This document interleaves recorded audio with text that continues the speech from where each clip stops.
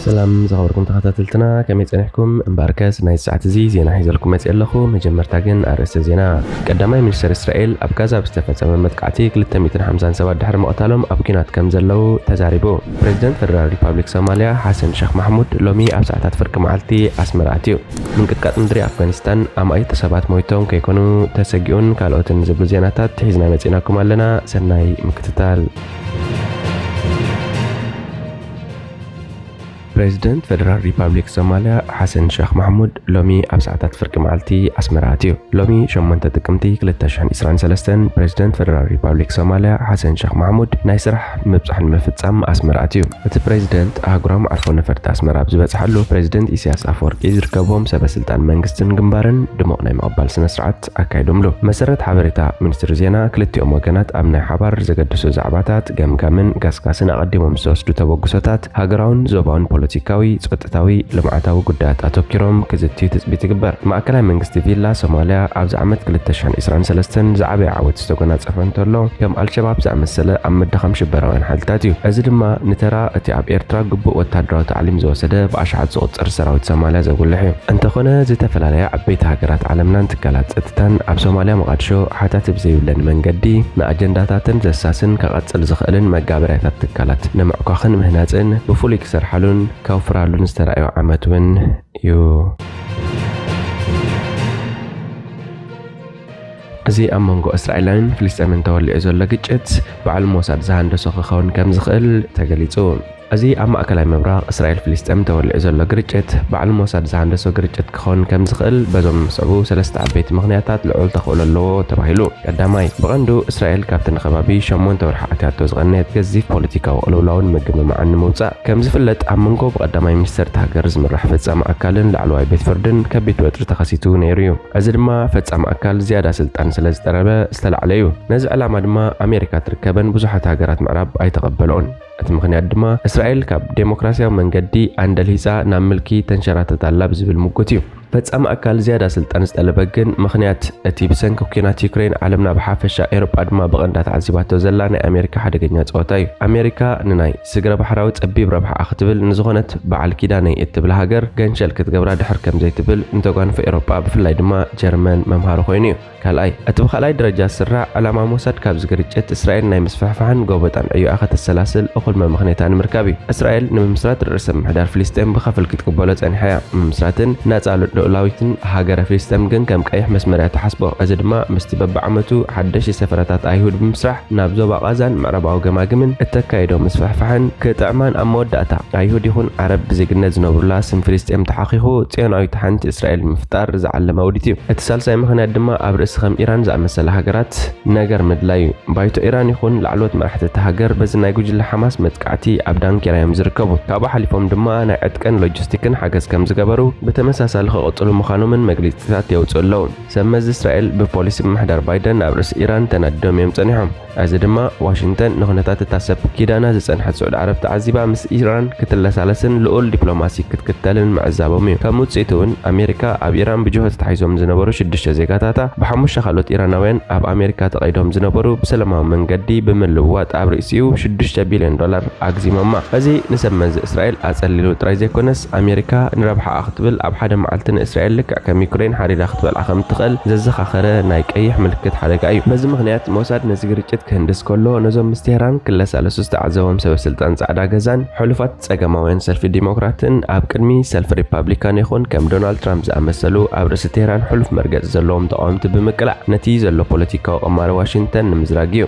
تل أبيب بريزيدنت أمريكا نبر دونالد ترامب ببزح مغنيات كوا بتبوت ذكران تخونت أي كمتي أب رئيسي العلوي وتدرو أزاز تهران جنرال قاسم سليمان زكيادو نايدرون كونسلان إمباس أمريكا ناب أكرا خريط كتما يورساليم كقعد بزواسرو تبقسون جن حج دما نزغونتات تتكين كانت تهران مهرما زدفق خستت نعزب لنا تباهلو ቀዳማይ ሚኒስተር እስራኤል ኣብ ጋዛ ብዝተፈጸመ መጥቃዕቲ 250 ሰባት ድሕሪ ምቕታሎም ኣብ ኩናት ከም ዘለው ተዛሪቡ።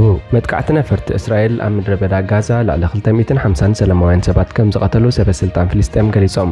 ኣብ እስራኤል እውን 250 ሰባት ክሞቱ ከለዉ ኣስታት 100 እስራኤላውያን ድማ ጅሆት ተታሒዞም ኣለዉ። ዕጡቓት ፍልስጤማውያን ትማሊ ናብ እስራኤል ድሕሪ ምእታዎም ብዝተፈጸመ መጥቃዕትን ዝተወንጨፈ ኣሽሓት ሮኬታትን 40 እስራኤላውያን ከም ዝተቐትሉ ተገሊጹ ነይሩ። ኣብቲ መጥቃዕቲ ኣስታት 545 እስራኤላውያን ከም ዝቆሰሉ ሚኒስትሪ ጥዕና እስራኤል ሓቢሩ። ኦፊር ሊብስታይን ዝተባህለ መራሒ ሓደ ዞባዊ ባይቶ ደቡባዊ እስራኤል ምስ ዕጡቓት ብዝተገብረ ምልውዋጥ ተኽሲ ተቐቲሉ። ሓያሎ እስራኤላውያን ጅሆት ተታሒዞም ናብ ቃዛ ከም ዝተወስዱ እውን ይግለጽ ኣሎ። እስራኤል ኣብ ቃዛ ዕላማ ዝገበሩ መጥቃዕቲ ነፈርቲ ብምክያድ ቅልጡፍ ምላሽ ሂባ። እስራኤል ድሕሪ ዘካየደቶም መጥቃዕቲ 198 ሰባት ከም ዝተቐትሉ ሰበስልጣን ፍልስጤም ገሊጾም። ፍልስጤማውያን ዕጡቕ ጉጅለ ሓማስ ነቲ መጥቃዕቲ ሓላፍነት ምውሳዱ ይፍለጥ። ምክትል ሓላፊ ፖለቲካዊ ጉዳያት ሓማስ ሳላሕ አልአሩሪ ካብ ሰራዊት እስራኤል ላዕለዋት መኳንንቲ ከም ዝማረኹ ገሊጹ።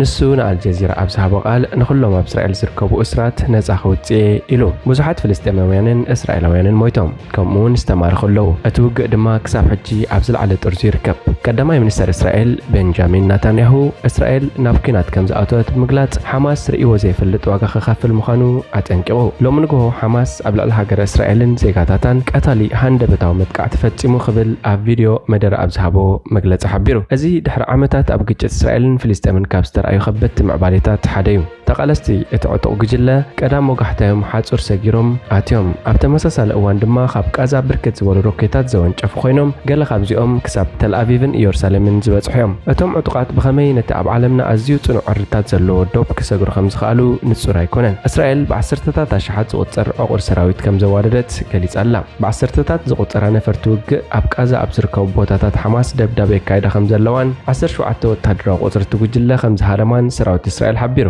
ሚኒስትሪ ጥዕና ፍልስጤም ኣብ መጥቃዕቲ እስራኤል 198 ሰባት ከም ዝተቐትሉን 1610 ድማ ከም ዝቆሰሉን ገሊጹ። እቲ መጥቃዕቲ ኣብ ሰንበተ ኣይሁድ በዓል ሲምቻት ቶራህ ኣብ ዝኽበረላ ወጋሕታ ቀዳሚ ተፈጺሙ። ኣብ መላእ እስራኤል መጠንቀቕቲ ኣብ ዝወሃበሉ ዝነበረ እዋን ሰራዊት ምክልኻል እስራኤል ብዝሓ ኣሸበርቲ ካብ ምድረ በዳ ቃዛ ናብ መሬት እስራኤል ከም ዝኣተውን ኣብ ከባቢኡ ዝርከቡ ነበርቲ ኣብ ገዝኦም ክጸንሑን ሓቲቱ። ሓደ ላዕለዋይ ወታደራዊ ኣዛዚ ሓማስ ኣብ ማዕከናት ዜና ትጉጅለ ኣብ ዝገበሮ ፈነወ እቲ ስርሒት ከም ዝተጀመረ ብምግላጽ ኣብ ኩሉ ቦታታት ዝርከቡ ፍልስጤማውያን ክዋግኡ ጸዊዑ። መሐመድ ደይፍ እዛ መዓልቲ እዚኣ ኣብ ምድሪ እታ ናይ መወዳእታ ጎቦጣ ንምፍራስ ዓቢ ውግእ ዝካየደላ መዓልቲ እያ ኢሉ። ፖለቲካዊ መወዳድርቲ ሓማስ ዝኾነ ፕሬዚደንት ፍልስጤም ማሕሙድ ዓባስ ኣብ ዘካየዶ ህጹጽ ኣኼባ ህዝቢ ፍልስጤም ካብ ራዕዲ ሰፋሩን ጎበጥቲ ወታደራትን ገዛእ ርእሱ ክከላኸል መሰል ከም ዘለዎ ኣስሚሩ። ስላያ እስራኤል ብኸመይ ነቲ ብዝግባእ ዝተዋደደ መጥቃዕቲ ሓማስ ብዝምልከት ኣቐዲሙ ክፈልጥ ከም ዘይከኣለ ዓቢ መርመራ ተጀሚሩ ከም ዘሎ ሰበስልጣን መንግስቲ እስራኤል ንቢቢሲ ሓቢሮም። ዓለም ለኻዊ ማሕበረሰብ ሓማስ ብዝፈጸሙ መጥቃዕትታት ብትሪ ይኹንን ኣሎ። ሚኒስተር ጉዳያት ወጻኢ ጄምስ ክለቨርሊ ዓባይ ብሪጣንያ ሓማስ ኣብ ልዕሊ ሲቪላት እስራኤል ዝፍጽሞ ዘሎ ዘስካሕክሕ መጥቃዕቲ ብዘይ ጥርጥር ትኹንኖ ኢሉ። እቲ ሚኒስተር ዓባይ ብሪጣንያ እስራኤል ዘለዋ ንገዛእ ርእሳ ናይ ምክልኻል መሰል ወትሩ ትድግፍ እያ ክብል ወሲኹ ገሊጹ። ኔቶ ብወገኑ ሓማስ ኣብ ልዕሊ እስራኤል ዝፍጽሞ ዘሎ ሽበራዊ መጥቃዕቲ ይኹንኑ። ፕሬዚደንት ኮሚሽን ኤውሮጳ ኡርሱላ ፎን ደር ሌየን ሽበራ ብኣዝዩ መሕፈር መልክዑ ኢላ ክትገልጾን ከላ ኣሜሪካ ድማ እስራኤል ንገዛእ ርእሳ ንምክልኻል ዘድልያ ምእንቲ ክትረክብ ክትሰርሕ ምዃና ሓቢራላ። ኢራን ነቲ መጥቃዕቲ ብምድጋፍ ነቶም ዕጡቓት እንቋዕ ሓጎሰኩም ክትብልን ከላ ሚኒስትሪ ጉዳያት ወጻኢ ቀጠር ድማ ኣብቲ እናተጓሃረ ዝኸይድ ዘሎ ግጭት እስራኤል ጥራይ ተሓታቲት ከም ዝኾነት ገሊጻ።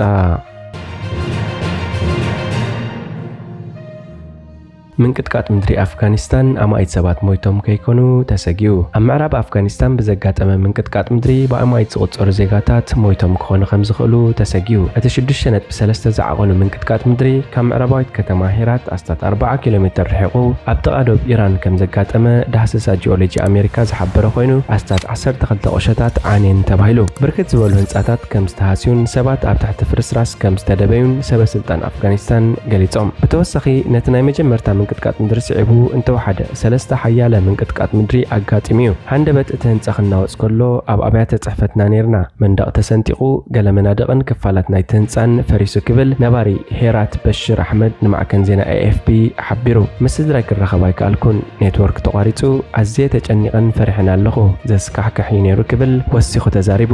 ልዕሊ 70 ዝቆሰሉ ሰባት ኣብ ሆስፒታል እቲ ከተማ ሕክምና ይግበረሎም ከም ዘሎ ሓደ በዓል ስልጣን ጥዕና ሓቢሩ። እቲ ምንቅጥቃጥ ምድሪ ድሕሪ ምጅማሩ ተምሃሮ ካብ መምሃሪ ክፍሉ ብሰላም ዝወፀ ናይ መወዳእታ ተምሃራይ ኢድሪስ አልሳራ እቲ ኩነታት ኣዝዩ ዘስካሕክሕ ነይሩ ከምዚ ዓይነት ነገር ኣጋጢሙኒ ይፈልጥን ክብል AFP ተዛሪቡ ሄራት ካብ ደብ ኢራን ንምብራቕ 120 ኪሎ ሜትር ርሕቃ እትርከብ ኮይና ከም ባህላዊት ርእሰ ከተማ ኣፍጋኒስታን እያ ትቁፀር ኣብታ ክልል 1.9 ሚልዮን ዝግመቱ ነበርቲ ከም ዘለዉ ባንኪ ዓለም ኣብ 2019 ዘውፅኦ ጸብጻብ የመልክት እምበር ከስ خبركم ተኸታተልትና ናይ ሰዓት እዚ ዜናዊ መሰናዶና ብዝፍጸም ሓደሽ ዜናታት ንምክትታል ሰብስክራይብ ሼር ላይክ ኮሜንት ምግባር ኣይትረስዑ ኢኹም ሰላም